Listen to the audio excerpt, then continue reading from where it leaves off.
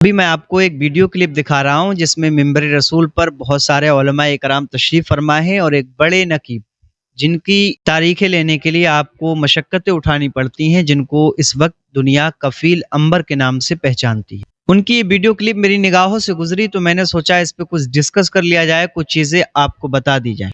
پہلے آپ اس video clip کو ملاحظہ کر لیں اور اس کے بعد میں آپ سے چند باتیں کروں گا۔ الجامعۃ الاشرفیہ جماعت اہل سنت کا غرور ہے، الجامعۃ الاشرفیہ جماعت اہل سنت کا گھمنڈ ہے، الجامعۃ الاشرفیہ جماعت اہل سنت کی آبرو ہے، الجامعۃ الاشرفیہ جماعت اہل سنت کا وقار ہے، کیونکہ کوئی خانقاہ ہو، کوئی مسجد ہو، کسی خانقاہ کا سجادہ ہو یا جارو کش ہو، اگر فیض یافتہ تعلیمی طور پر ہے تو وہ الجامعۃ الاشرفیہ مبارک کا ضرور ہے۔ الجامعۃ الاشرفیہ مبارک پور میں علم و ادب کے کوہ ہمالوں کو عطا کیا ہے۔ اشرفیہ وہ ہے کہ اگر مصر والوں کو جامعہ ازہر پر غرور ہے، اگر کیرلا والوں کو ثقافیہ پر غرور ہے، تو بلا تقسیم و ملک۔ تو آپ نے دیکھا کہ کفیل امبر صاحب الجامعۃ الاشرفیہ کے بارے میں جو جملے بول رہے ہیں اور منبر رسول پر بہت سارے علماء کرام تشریف فرما ہیں۔ تکبر اور گھمنڈ غرور کی بات میں کروں گا، جس کے بارے میں اللہ پاک نے قرآن پاک میں کیا فرمایا ہے، غرور کسے کہتے ہیں، گھمنڈ کسے کہتے ہیں اور اسلام میں اس کو کس طریقے سے دیکھا جاتا ہے۔ برسر منبر کفیل امبر صاحب نے غرور اور گھمنڈ کا لفظ استعمال کرتے ہوئے یہ بات بولی ہے، کیا بولا ہے؟ ہمیں الجامعۃ الاشرفیہ پر غرور ہے، گھمنڈ ہے۔ یہ جملے کیسے ہیں؟ شریعت اس کے اوپر کیا حکم صادر کرتی ہے؟ قرآن میں اس کے بارے میں کیا ملتا ہے؟ اس کے بارے میں ہم جانیں گے۔ دیکھیے، ہم یہ چیز تو نہیں کہہ سکتے، یہ قابل گرفت ہے غرور اور گھمنڈ۔ اس کے بارے میں پہلے میں دو باتیں کر لوں، اس کے بعد میں بتاؤں۔ اپنے کو بڑا اور بہتر سمجھ کر دوسروں کو کمتر اور حقیر جان کر کچھ ایسا کرنا، کچھ ایسا بولنا، اس کو غرور اور گھمنڈ کہلایا جاتا ہے، اس کو گھمنڈ کہلایا جاتا ہے، تکبر کہا جاتا ہے۔ سب سے پہلے یہ کام حضرت آدم علیہ السلام کو سجدہ نہ کر کے شیطان مردود نے کیا تھا، اور ہمیشہ کے لیے وہ مردود ملعون ہو گیا۔ جب اس نے تکبر کیا تو اس کا یہ کام جو ہے اس کو کفر تک لے گیا، اور اسی وجہ سے وہ کافر ہو گیا، ملعون ہو گیا، مردود ہو گیا، جس کے بارے میں اللہ پاک نے قرآن پاک میں سورہ بقرہ کی آیت نمبر 34 نے ارشاد فرمایا، ابا بستکبرا وکانا من الکافرین۔ ابلیس نے سجدے سے انکار کیا اور تکبر کیا اور کافروں میں سے ہو گیا۔ اللہ رب العزت نے تکبر کو حرام فرما دیا، یہاں تک کہ اگر تکبر کی کوئی چال چلے، تکبرانہ انداز میں کوئی چلنا پھرنا اپنا رکھتا ہو تو اس کو بھی حرام اور ممنوع قرار دیا گیا۔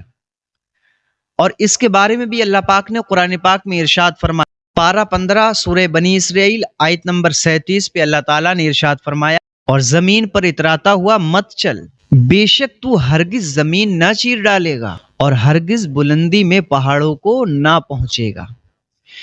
تو یہ تکبر اور گھمنڈ جو ہے یہ اسلامی معاشرے کی تباہی کے لیے کافی ہے۔ اب جہاں پر ایسے تکبر بھرے جملوں کا استعمال ہو، میں عرض کرنا چاہوں گا، میں جانتا ہوں الجامعۃ الاشرفیہ کی شان کیا ہے، میں مانتا ہوں سرکار اعلیٰ حضرت کہ علم کے سمندر سے جو چھیٹے ملک ہندوستان ہی نہیں جہاں جہاں پر پڑے ہیں وہاں پر ضرور اعلیٰ حضرت کے علم کے چھیٹوں کی وجہ سے بڑے بڑے جو ہے سمندر قائم کر دیے گئے، بڑے بڑے ایسے ذخیرے تیار کیے گئے۔ یہ سب سرکار اعلیٰ حضرت کا صدقہ ہے۔ الجامعۃ الاشرفیہ ہماری آنکھوں کی روشنی کے مانند ہے۔ حضور حافظ ملت نے ایک ایسا چراغ روشن کیا ہے جس کی روشنی سے مانتا ہوں پورے ملک میں اور ملک کے علاوہ بھی لوگ اس سے فیضیاب ہو رہے ہیں۔ ملک اور اس کے علاوہ جہاں جہاں بڑے بڑے مدرسے ہیں، چاہے وہ الجامعۃ القادریہ ہو، الجامعۃ الاشرفیہ ہو، الجامعۃ الرضا ہو، جو بھی ہیں، ان تمام کو صدقہ میرے رضا کے در سے ملتا۔ ان تمام مدارس میں پڑھنے اور پڑھانے والے ایک گہری فکر اور سوچ لے کر کے چلتے ہیں۔ بے شک الجامعۃ الاشرفیہ بہت اونچی شان والا ہے، حضور حافظ ملت ہمارے سر کا تاج، لیکن کیا کسی جلسے کے اندر منبر رسول پہ کھڑے ہو کر ایسے الفاظ کا انتخاب کرنا، یہ تو دعوت دینا ہو گئی غرور کی، مغروریت، تکبر، گھمنڈ۔ قرآن میں تو اللہ فرما رہا ہے کہ یہ حرام ہے، رب اس کو حرام قرار دے رہا ہے، آپ کہہ رہے ہیں کہ ہمیں تکبر ہے، گھمنڈ ہے۔ کس چیز کا بھائی؟ فخر تو کہہ سکتے ہیں عاجزی کے طور پہ، آپ کو فخر ہے، یہ بھی عاجزی کے طور پہ، بطور گھمنڈ نہیں کہہ سکتے اس کو بھی۔ ہر چیز جو آپ کے منہ میں آیا آپ بولیں وہ ٹھیک نہیں ہے۔ میں معذرت کے ساتھ یہ بات کہوں گا کفیل انور صاحب، یا جو اس پہ منبر رسول پہ علماء کرام تشریف فرما ہے، میں گزارش کروں گا کہ ایسے الفاظ سے پرہیز کریں، ملک کے حالات دیکھتے ہوئے بات کریں، کیونکہ ابھی ایک ایسا ماحول چل رہا ہے اسٹیجوں کا، منبر رسول پہ جو معاملات چل رہے ہیں، میں دیکھ رہا ہوں کہ لوگ جو ہے نہ جانے ایک دوسرے کو کیوں ٹارگیٹ کرنے لگے ہیں، کہ اس خانقاہ کا سجادہ اس خانقاہ کے سجادے سے ملنا نہیں چاہتا، اس پیر کے ماننے والے اس پیر کے ماننے والوں کو اہمیت نہیں دے رہے ہیں، اس پیر کی تعظیم کرنے والے لوگ دوسرے کے پیروں کی تعظیم نہیں کر رہے ہیں۔ بھئی کون سا آپ اسلام رکھے ہیں یہ اپنی آنکھوں کے سامنے؟ کون سی شریعت آپ دیکھ رہے ہیں؟ آپ تھوڑا سا غور کریں، فکر کریں، ہمیں متحد ہونے کی ضرورت ہے۔